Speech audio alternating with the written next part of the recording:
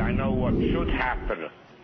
And what should happen is that Greece exits the Eurozone right away and defaults on all its obligation to foreigners. Right, joining us on the Fast Line for more Fast Money Portfolio is Mr. Gloom, Boom, and Doom himself, Marc Faber, author of the monthly Gloom, Boom, and Doom report. Mr. Faber, it's great to have you. Thank you very much for having me. So what do we think is likely to develop here over the next several days? How messy does it potentially get over in Europe? Well, I think that what should happen, I just mentioned a week ago, namely that Greece and some other countries should exit the Eurozone. But what will happen is probably that Germany will show more flexibility and that eventually they will issue Eurobonds, and so the whole quality of the euro will diminish, and that has already been reflected in the marketplace in the sense that the euro has been very weak. And I happen to think that now the euro is on the oversold side, and that it has the potential to rebound somewhat along with stock markets in the world.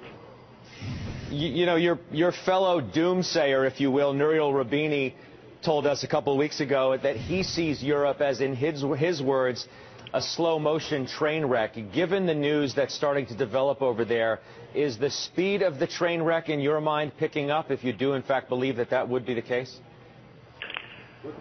Well, I mean, Europe has many problems, but believe me, the U.S. has also many problems. It's not that Europe is an isolated case of a basket of problems, but other countries have the same.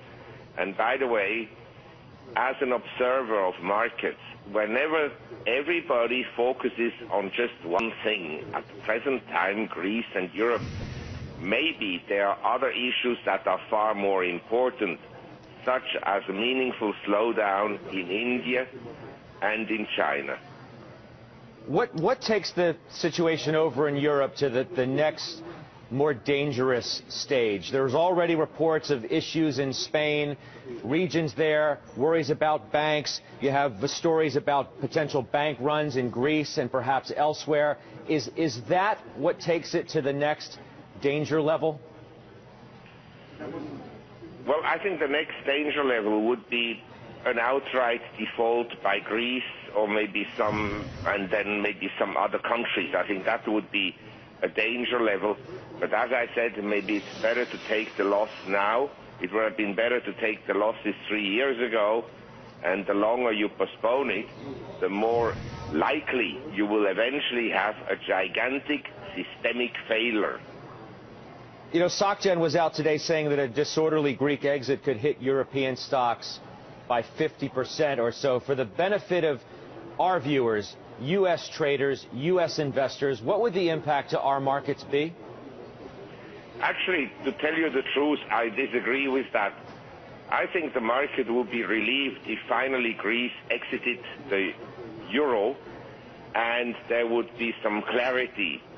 It wouldn't be good for bank shares and insurance companies' shares, but in general, I think the markets in Europe are now very oversold, and on an exit of Greece, I think the markets would rally because that would be some solution.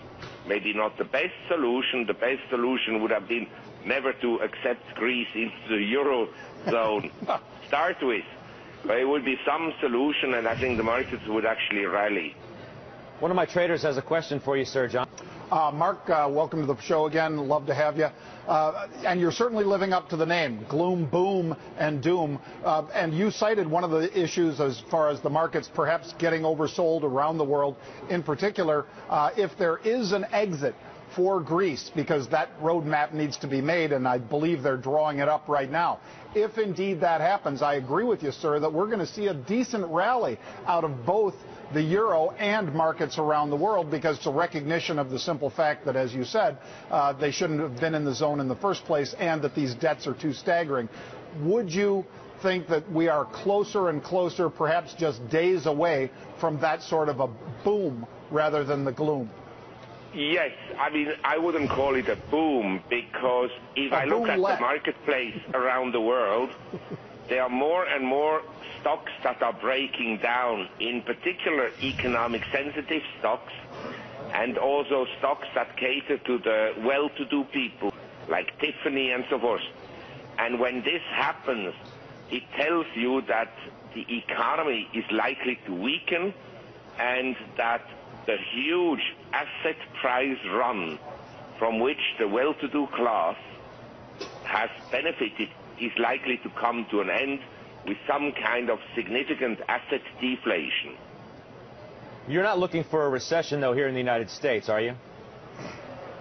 Well, I think that we could have a global recession sometime, say, starting in the fourth quarter of this year, early 2013. Yes, that's a distinct possibility.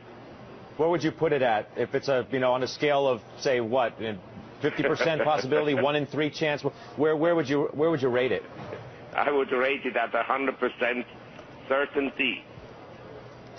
Okay, and where would you want to be invested right now if that would be the case? Cash, U.S. dollars. What about gold, Mr. Faber? What about gold? I think that investors must own some gold, but as I have maintained for the last 6 months or so, we are still in a correction period, and maybe gold breaks down below the low that we reached on December 29, 2011, which was 1,522. That's a possibility.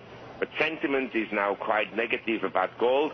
By the way, sentiment is also very negative about the euro and about equities and so forth. So, as I said, we can have counter-trend rallies, but new highs for markets, that I doubt.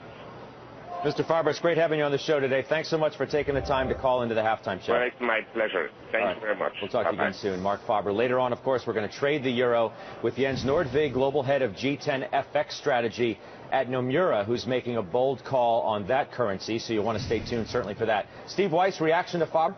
Well, I agree with him that people aren't focused on China and India, and they are slowing dramatically. I do think China is closer to a hard landing than a soft landing. We saw that their bank lending has slowed markedly. In terms of Greek, the way I look at a Greek exit is like the U.S. credit downgrade that we saw by S&P, that will be a reason for the market to move higher, except you need other steps by Europe to ring fence Spain and Portugal, unless they let Portugal go too, which I don't think.